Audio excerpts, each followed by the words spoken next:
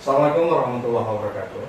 Hai sahabat sehat, selamat bergabung di podcast pertama kami, podcast Dr. Cutnyawa Official. Di podcast ini kita akan memberikan edukasi tentang kesehatan. Pada podcast kali ini saya didampingi oleh seorang dokter spesialis, yaitu Dr. Cutnyawa Yunitasari, spesialis penyakit dalam, konsultan ginjal dan hipertensi. Selamat datang dokter, terima kasih telah hadir, dan kita akan banyak bicara tentang masalah kesehatan nantinya dokter, khususnya mungkin di tema kita kali ini kita mungkin akan membahas tentang ginjal. Tapi sebelumnya saya ingin dokter memberikan profil agar sahabat sehat dapat mengenal lebih dekat dengan dokter yang menjadi narasumber pada kali ini. Silakan, mungkin dokter akan sebutkan lahir di mana, kemudian background pendidikannya di mana, dan akhirnya menyelesaikan pendidikan menjadi seorang dokter spesialis dan juga konsultan. Silakan. Selamat sore sahabat sehat. Saya ingin memperkenalkan diri. Nama saya Dr. Cutnyawa Yunitasari, spesialis penyakit dalam, konsultan ginjal dan hipertensi. Saya lahir di Sigli.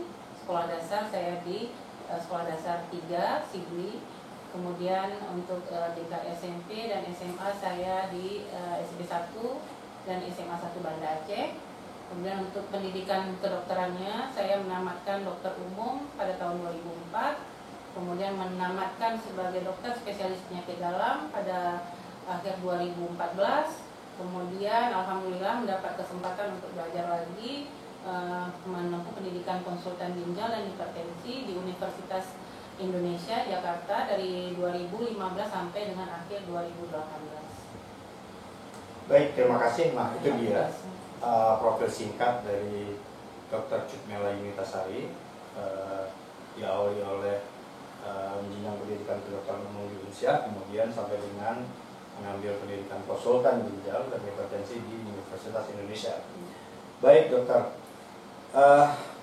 kita akan masuk ke tema kita kali ini. Kita akan bahas tentang mengenal terapi pengganti ginjal. Kita tahu bahwa saat ini memang banyak orang yang sudah mengalami gagal ginjal tidak didasari oleh usia, tidak hanya karena faktor usia yang sudah lanjut, bahkan anak-anak yang masih kategori muda pun tidak terlepas dari gagal ginjal. Nah, ini mungkin sahabat saya pengen tahu apa sih sebenarnya yang menyebabkan seseorang itu bisa mengalami ginjal, karena secara mengalami bermasalah dengan ginjal, artinya dia harus menggunakan alat bantu dan segala macam. Nah, secara umum, secara masyarakat awam, mungkin masyarakat awam lebih mengenal kalau kita kurang minum, kemudian kita minum minuman yang tidak sehat, itu merupakan salah satu faktor sehingga seseorang itu bisa mengalami gagal ginjal atau bermasalah dengan ginjal. Nah, saya pernah melihat di salah satu artikel, ternyata memang ada dua penyebab utama yang didasari seseorang itu bisa mengalami ginjal. Yang pertama adalah hipertensi. Ada sekitar 35% orang itu bermasalah dengan ginjal disebabkan oleh penyakit hipertensi. Dan juga ada yang kedua adalah diabetes. Ada dua penyakit ini yang menjadi penyebab utama sehingga seseorang itu bisa mengalami ginjal. Mungkin dokter bisa menjelaskan lebih. Silakan dokter. Terima kasih. Berdasarkan data dari Pernefi, yaitu Perhimpunan Nefrologi Indonesia, itu diketahui bahwa dari diagramnya itu sekitar 35% itu penyebab dari penyakit ginjal kronik itu yang disebabkan oleh hipertensi. Sedangkan 29%-nya itu disebabkan oleh penyakit diabetes. Jadi ini dua diagnosa utama yang menyebabkan kerusakan ginjal umumnya di Indonesia. Dan ini hampir beberapa negara juga mempunyai etiologi atau penyebab yang sama. Dan untuk etiologi yang lain atau penyebab lain itu dalam persen yang lebih kecil. Jadi ini dua PR utama bagi kita semua dan terutama untuk tenaga kesehatan. Saya mau menjelaskan sedikit tentang istilah penyakit ginjal kronik. Gagal ginjal ya. Apa itu gagal ginjal? gagal ginjal ini sebenarnya terbagi dua, ada yang dikatakan sebagai gagal ginjal kronik dan ada yang gagal ginjal akut atau akut renal failure. Jadi istilahnya ginjal itu latinnya disebut dengan ren, ya, renal. Jadi kalau kegagalan ginjal akut ini berlangsung dalam kurun waktu kurang dari 3 bulan, jadi mendadak. Bisa sebab-sebab, banyak sebab, bisa penyebab di luar ginjal, bisa racun yang mengenai ginjal seperti paparan kontras atau zat-zat yang bersifat nefrotoksik, ataupun sebab-sebab hambatan urin untuk keluar, seperti ada keganasan di rongga pelvis atau rongga dasar panggulnya, ada prostat yang membesar, ada tumor kandung kemih, semua hal, ada batu yang utamanya yang kita kenal ya, yang bisa menyebabkan aliran urin itu mengalami kendala. Jadi itu yang berlangsung mendadak, dia akan mengakibatkan kerusakan ginjal secara mendadak. Apabila cepat diatasi, maka survive dari ginjal ini mungkin masih bisa reversible atau kembali. Itu yang akut. Yang akut, yang masih 90%. Iya, berarti kita belum bicara yang persen tadi. Baik. Yang kedua adalah gagal ginjal kronik. Gagal ginjal kronik ini kerusakan ginjal yang sudah berlangsung lebih dari 3 bulan. Itu bisa kita nilai dari tanda-tanda kronisitasnya ya. Biasanya muncul udah ada keluhan anemia atau pucat. Dari hasil USG kita bisa buktikan bahwa ginjalnya sudah mengalami kelainan anatomi, artinya warnanya sudah memutih dan ukurannya pun sudah mengecil. Kalau di hasil bacaan dari USG-nya bisa ditemukan ginjal yang contracted atau mengecil. Ya, jadi secara kimia nilai gangguan ginjal ini bisa diakibatkan oleh bisa ditandai ya dengan meningkatnya nilai kreatinin. Di mana kita ketahui bahwa nilai kreatinin itu tidak melebihi dari nilai 1. Jadi pada kondisi gagal ginjal ini akan dijumpai kadar kreatinin yang melonjak. Mungkin bisa dijelaskan apa itu kreatinin? Kreatinin itu adalah salah satu marker atau parameter yang menunjukkan metabolisme yang harus dikeluarkan lewat ginjal. Pada orang normal nilainya tidak melebihi 1, tapi pada orang gagal ginjal nilainya akan di atas 1. Di atas 1. Ya. Oke. Jadi untuk gagal ginjal kronik ini kita akan membuat stadium. Stadium 1, 2, 3 sampai 5. Di mana cuci darah itu biasanya kita indikasikan pada stadium 5. Dengan perhitungan laju filtrasi glomerulus atau disingkat dengan IGFR atau nama translate-nya itu adalah estimated glomerular filtration rate atau estimasi perkiraan laju filtrasi ginjal ya.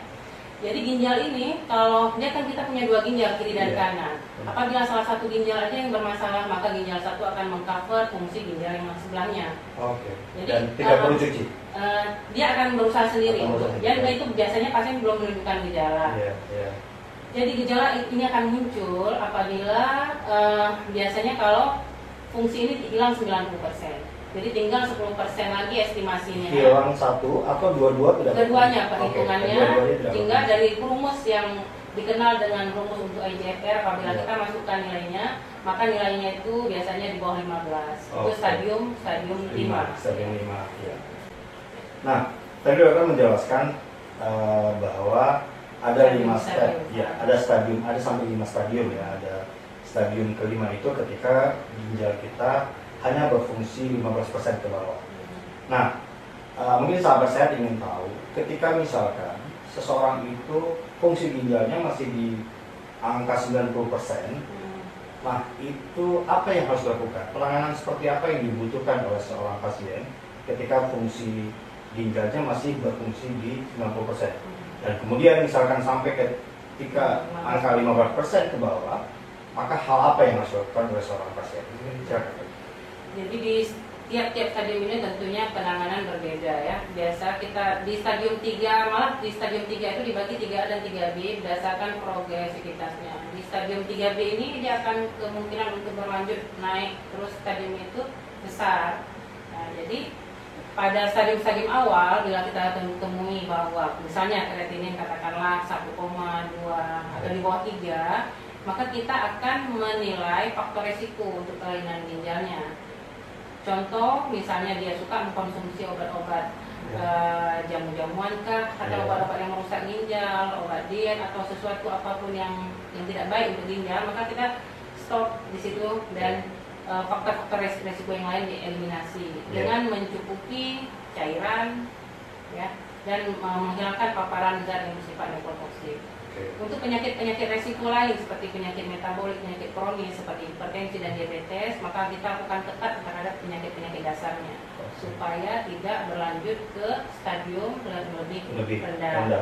Untuk penderita diabetes di stadium 4 gagal ginjal, misalnya kreatininnya sudah menunjukkan perhitungannya itu dari stadium 4, maka kita sudah bisa menjelaskan sedikit tentang terapi pengganti ginjal.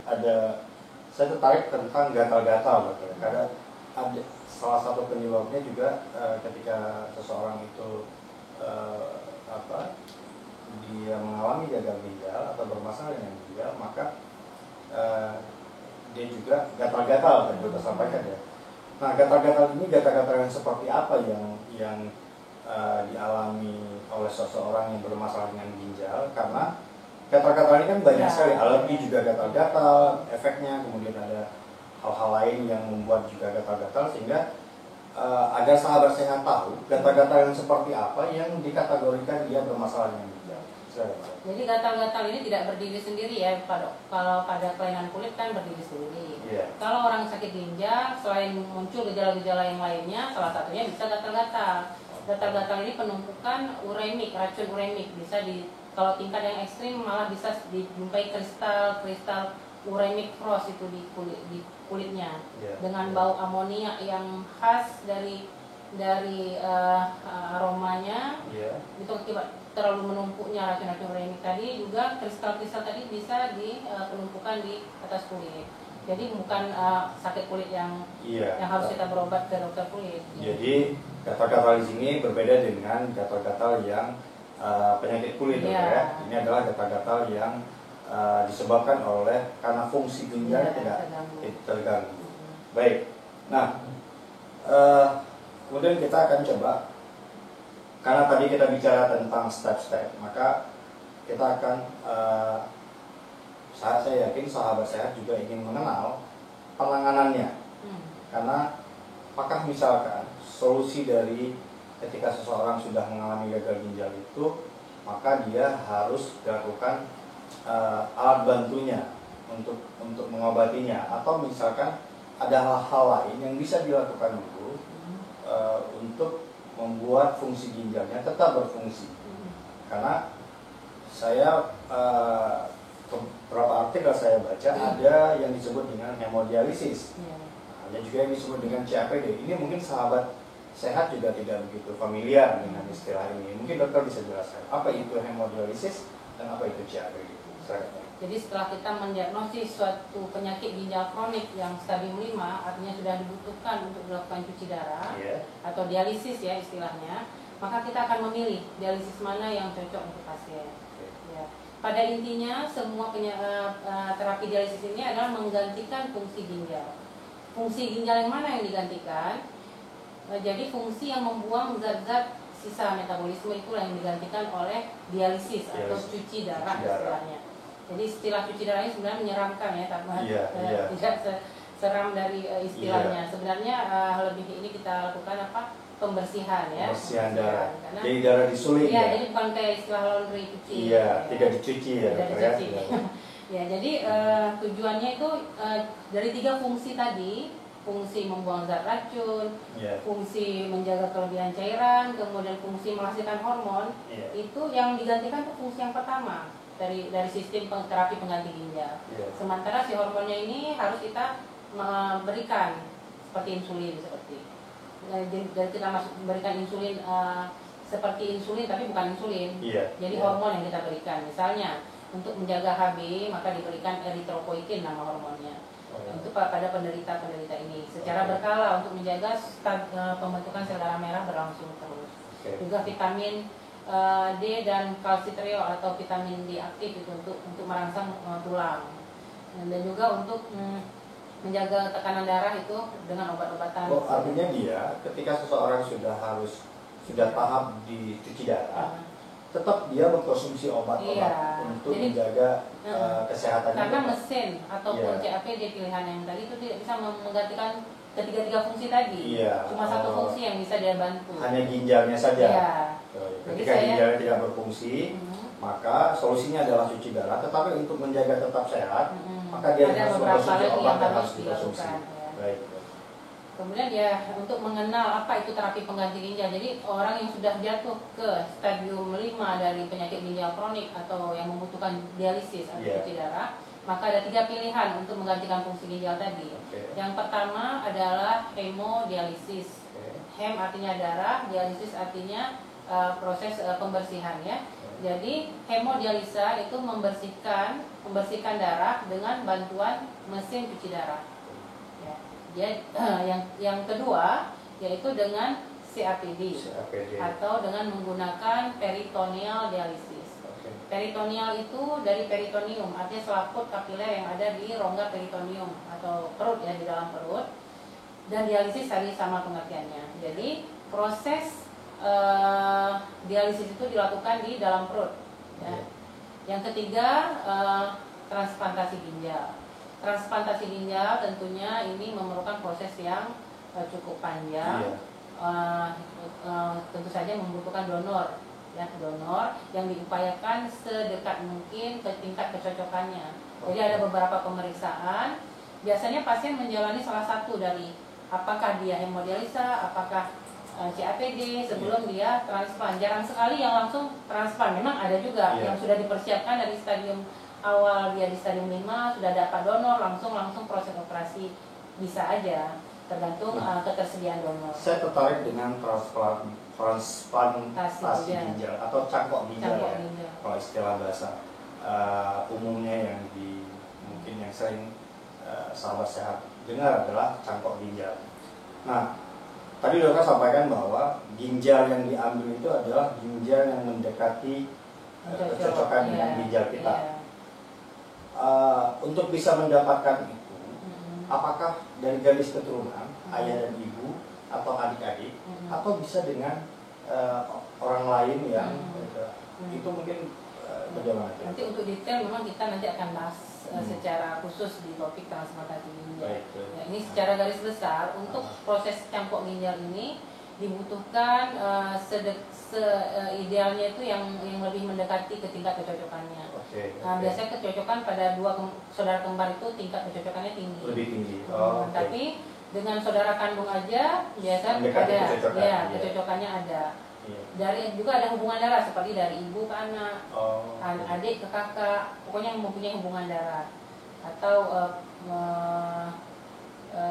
tapi kalau melalui perkawinan, misalnya suami istri itu adalah relatif emosional. Jadi hubungan secara emosional yang bisa jadi tidak ada kecocokan secara darahnya. Tapi apapun itu, bila tersedia donor yang memungkinkan tanpa ada hubungan darah, maka dilakukan tes kecocokan memang. Itu wajib dilakukan dan di situ akan dapat nilainya berapa persen tingkat kecocokan. Berapa persen, dokter? Iya. Berapa persen supaya agar dia bisa cangkok ginjal? Nanti ada kategorinya. Kalau memang ada resiko tinggi, berarti kemungkinan untuk penolakan besar. Ada resiko rendah. Nanti ada, semuanya bisa dilakukan pada dasarnya. Baik, ini mungkin menarik. Tapi nanti akan kita bahas di podcast kita berikutnya.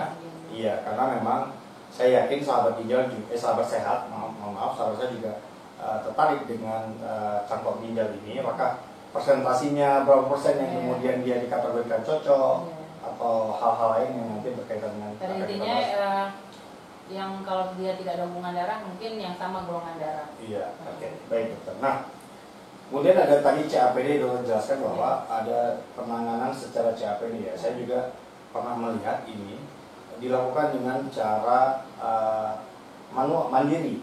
Iya kan, ketika seseorang sudah masuk ke tahap yang ginjalnya di bawah 15%, itu dia akan masuk ke tahap mandiri. Dia melakukan CAPD ya, yang menggunakan alat ginjal, alat pencuci darahnya itu dilakukan sendiri. Nah, ini bagaimana penjelasannya CAPD? Apa beda CAPD dengan hemodialisis tadi ya? Iya, yang tadi mungkin sebagai masyarakat umum kita hanya mengenal bahwa yang hemodialisis adalah dilakukan di rumah sakit, gitu. Kemudian yang ini bisa dilakukan di rumah dan di mana saja. Jadi mungkin sahabat saya ingin mendengar penjelasan apa itu CAPD. Jadi selain transplant tadi satu pilihan, yang pilihan kedua kita bahas itu tentang CAPD atau Continuous Ambulatory Peritoneal Dialysis. Artinya dialisis yang dilakukan secara continuous atau berkesinambungan terus menerus di dalam tubuh si pasien dengan menggunakan selaput peritoneumnya. Untuk menjalani proses CAPD ini maka diperlukan kateter yang lunak yang dilakukan dengan proses operasi ya dari bisa dokter urologi ataupun dokter dari basic untuk memasangkan kateter tadi di perut. Jadi setelah dilakukan operasi pemasangan kateter yang di perut itu akan dilakukan training mungkin berkisar 2 minggu secara bertahap pelan-pelan dipergunakan sampai akhirnya di akhir minggu kedua nanti dilakukan start untuk aktif CAPD-nya. Jadi CAPD ini pergantian cairan itu dilakukan sendiri di rumah. Ada step-stepnya otomatis dengan cara cuci tangan semua dilakukan dengan cara steril. Itu dilakukan 4 kali dalam 1 hari. Kenapa mesti 4 hari? Karena plasma kita ini plasma si pasien kan mengandung zat-zat racun tadi. Sementara cairan yang mau digantikan itu yang di cairan dialisat istilahnya itu adalah cairan yang bersih. Jadi cairan tadi dimasukkan ke dalam proses rongga peritoneum si pasien melalui kateter tadi. Itu prosesnya sekitar 30 menit, masuk cairan terus didiamkan. Setelah didiamkan cairan dialisat di perut akan terjadi pertukaran molekul melalui selaput permeabel yang ada di rongga peritoneum tadi. Jadi racun yang tekanannya tinggi tadi dia racun-racun yang bersifat ini kan lebih pekat ya. Dia akan istilahnya berfiltrasi. Terjadi pertukaran ion-ion di situ sehingga dia masuk ke dalam cairan dialisat yang bersih. Dan yang cairan yang bersih tadi akan masuk ke darah. Jadi terjadi pertukaran. Pada saat 6 jam akan terjadi kejenuhan. Apabila kita tidak mengeluarkan cairan tadi maka akan berbalik lagi. Jadi itu adalah kelemahannya, maka harus dilakukan pergantian cairan sebanyak 4 kali dalam sehari. 4 kali itu apakah dibagi rata 24 jam? Iya, dibagi rata. Ada jam-jamnya. Ada jam-jamnya. Nah, kita sudah bahas tentang hemodialisis. Sedikit mungkin saya ada memberikan gambar ini ya proses berlangsungnya CAPD. Ya, jadi pasien selama proses pemasukan cairan dia bisa sambil membaca ya, lebih rileks ya. Jadi makanannya pun bisa lebih bebas. Ya. Makanannya tidak ada makanan yang harus dipantang ketika dia. Enggak, kalau CAPD memang harus lebih bergizi lagi. Ya. Jadi kalau CAPD tidak ada masalah, proses pertukaran berlangsung aman, cairan yang keluar juga ini, jadi seperti orang normal juga, tinggal masukin aja hormon-hormon yang diperlukan dan obat-obat tambahan lain. Ya. Jadi dilakukan ini di rumah sendiri. Kalau pasiennya ini bisa dikerjakan secara mandiri. Kalau memang pasien butuh pendamping juga pendampingnya nanti akan di-training. Apakah misalkan ketika seseorang sudah melakukan CAPD sendiri, ada batasan maksimal dia bekerja misalnya? Ini bisa dia bekerja 8 jam bekerja sehari bisa di kantor dengan membawa cairan. Dengan membawa cairan. Pokoknya di jam-jam ditentukan dia harus mengganti cairan, maka dilakukan. Tidak berpengaruh terhadap fisik dan segala macam. Tidak berpengaruh. Malah ini bisa untuk umroh juga bisa, travel dia bisa bawa cairan sesuai dengan kebutuhannya. Dan ini tapi dilakukan CAPD ini ketika memang tingkat ginjalnya di bawah 15%. Kalau masih di angka itu masih dilakukan dialisis di hemodialisis. Ini bagian kita memilih apa? Memilih CAPD atau memilih HD. Jadi beda. Begitu. Nah, jadi kalau orang sudah melakukan yang CAPD dia tidak dengan HD, tidak HD. Artinya tidak itu pilihan. Dia boleh mengambil ketika ginjalnya masih di angka 30% atau 40%. Jadi kita lakukan dialisis itu di bawah 15%. Baik, terima kasih. Atau stadium 5. Iya. Nah, baik. Jadi sahabat sehat, dari penjelasan tadi bisa kita simpulkan bahwa yang dilakukan dengan menggunakan CAPD itu ketika memang ginjalnya sudah di bawah 15%. Sudah gagal ginjal. Tapi ketika memang ginjalnya masih berada di angka 15% ke atas, maka dia masih menggunakan mesin. Enggak, mesin itu semua. 3 pilihan transplant, CAPD dan HD itu dikerjakan pada stadium 5. Pada stadium Dan 5 sama, dia antara kan namanya juga terapi pengganti ginjal. Pilih begitu. salah satu di antara 3 ini. Baik. Ya, oke. Baik, jadi nggak pernah dikerjakan dua-dua, kecuali bermasalah CAPD-nya, dia butuh untuk membuang secara cepat baru dilakukan hemodialisis. artinya ketika ditangani cuci darah itu ketika ginjal kita sudah berada di bawah 50%. Tinggal pilihannya mau hemodialisis, mau CAPD, dan mau cangkok ginjal. Baik, ini ada satu pertanyaan terakhir dokter, karena memang banyak pasien yang ketakutan dengan cuci darah atau hemodialisis. Nah, mungkin dokter bisa menjelaskan sebenarnya apa sih yang dilakukan selama hemodialisis itu. Silakan dokter. Jadi pada saat kita sudah mendiagnosis ini pasien harus menjalani cuci darah, maka kita mengedukasi pasien untuk melakukan cuci darah. Jadi atau hemodialisis disingkat dengan HD. Jadi pada proses HD itu apa yang dilakukan? Yang pertama, kita akan mempersiapkan akses atau jalur untuk bisa darah itu dalam jumlah volume besar untuk masuk ke dalam mesin. Ya. Jadi kita biasa memasang pada kondisi akut yang memang pasien harus dicuci darah pada saat itu juga, maka kita siapkan akses yang temporer sifatnya, yang belum permanen ya, yang bisa kita lakukan dengan cepat ya.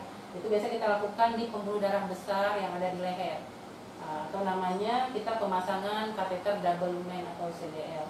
Bisa saya tunjukkan ini seperti ini alatnya. Jadi kateter ini untuk bisa dimasukkan ke pembuluh darah besar yang ada di leher dengan proses operasi kecil ya. Itu biasanya dokter konsultannya atau dokter bedah untuk bisa dan dokter anestesi untuk memasukkan. Dan hanya leher tempat yang? Ya, itu bersifat sementara yang mungkin maksimal 2 bulan bisa kita gunakan sambil menunggu kita buat yang permanen yang di tangan. Itu namanya AV fistula ya. Jadi AV fistula itu adalah proses pembedahan dengan menyambung kedua arteri dan vena dengan menggunakan pembuluh darah alami asli ya. Jadi yang ini tadi kateter yang ada di leher, kita masukkan kateter. Ini yang sifat sementara dan ini yang permanen tadi. Setelah ada akses, maka pasien akan dihubungkan ke mesin. Jadi setelah ada akses maka diperlukan dua jarum ya, satu untuk menarik darah supaya bisa masuk ke mesin, satu lagi jarum yang arahnya mengembalikan darah yang setelah dibersihkan ke dalam mesin. Proses ini biasa berlangsung kurang lebih 4-5 jam kalau dalam regular dialisis. Pada awal-awal inisiasi kita kerjakan di awal sekali dia 2 jam untuk adaptasi dengan mesin. Jadi dianjurkan bersihan kreatinin itu antara 10-12 jam dalam seminggu. Jadi dibagi aja, kalau misalnya pasien menjalani 2 kali HD maka dianjurkan 5 jam. Kalau pasien yang menjalani 3 kali HD dalam seminggu berarti dia bisa 4 jam. Baik. Untuk membuang racun-racun tadi. Berarti 10 jam dalam 10-12 jam dalam 1 minggu. Iya. Baik. Nah, terima kasih dokter atas penjelasannya, khususnya tentang mengenal terapi pengganti ginjal. Saya yakin sahabat sehat ini adalah wawasan edukasi yang cukup bermanfaat buat sahabat sehat, karena bagi masyarakat umum mungkin masih tidak terlalu familiar dengan dengan pengobatan cara penanganan ginjal. Nah, hari ini dokter sudah menjelaskan secara detail. Ternyata ketika misalkan seseorang sudah harus dilakukan hemodialisis atau cuci darah, maka prosesnya seperti tadi itu. Ada dengan kateter, kemudian ketika permanen dimasukkan dengan AV fistula. Dan itu akan dilakukan selama 5 jam kurang lebih waktu yang dibutuhkan ketika sekali sesi dalam pencucian darah itu. Baik, saya berharap podcast kita ini bermanfaat bagi sahabat sehat, bisa memberikan edukasi kepada sahabat sehat. Jangan lupa jika ada pertanyaan yang ingin diajukan, maka silahkan di kolom bawah. Nanti akan kita jawab di sesi kita selanjutnya. Terima kasih dokter atas waktunya, atas penjelasannya. Wabillahi taufiq wal hidayah. Assalamualaikum warahmatullahi wabarakatuh.